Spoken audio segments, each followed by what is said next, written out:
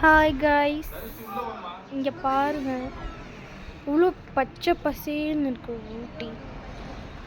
இதில் வரைக்கும் நான் பார்த்ததுலேயே இதுதான். என்னத்தான் இங்கே பாருங்க, இந்த ஷேடோவை பார்த்தீங்கன்னாவே தெரியும் அந்த வெயில் எப்படி அடிக்கும்.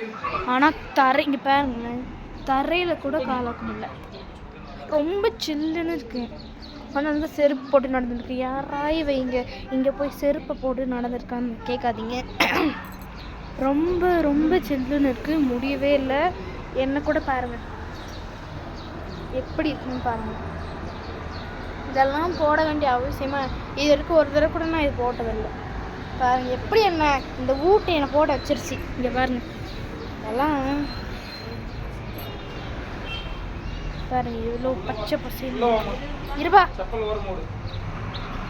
நாங்கள் வந்திருக்கிற லாட்ஜில் வந்து செம்ம பசுமையாக இருக்குது. பசுமைன்னா இந்த மாதிரி நிறைய பிளான்ட்லாம் வைப்பாங்களா, அந்த மாதிரி செம்மையாக இருக்குது. என்னால் இன்னும் போய் காட்ட முடியும்னா சரி இருந்து காட்டுறேன். இங்கே பாருங்க,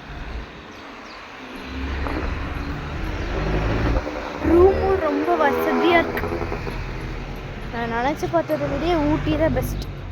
கோயம்புத்தூருக்கு வந்துட்டு ஊட்டிக்கு வந்து நிற்கிறேன்.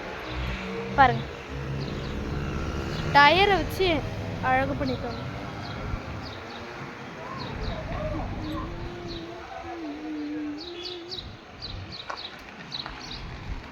இன்னத்த குட்டி அதெல்லாம் அழகாக இருக்குது. ரூம்குள்ளே போய் நான் காட்டுறேன் வாங்க.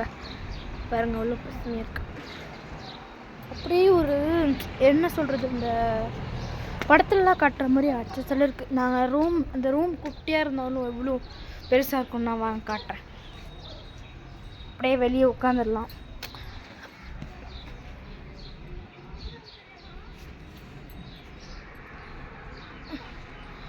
அது வந்து மெடிக்கல் காலேஜ் பாருங்கள்.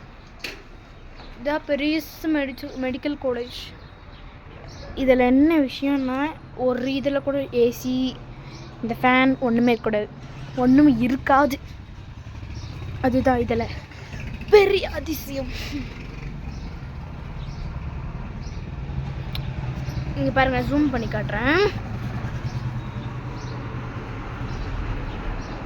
எவ்வளோ அழகாக இருக்குது பாருங்கள். அந்த மரங்கள்லாம் பாருங்க, இவ்வளோ அழகாக இருக்குது. அந்த மரம் தாங்க எனக்கு ரொம்ப பிடிச்சிருந்தது. நேரில் வந்து பார்த்தீங்கன்னா செம்மையாக இருக்கும். த பெஸ்ட்டானது. பாய்.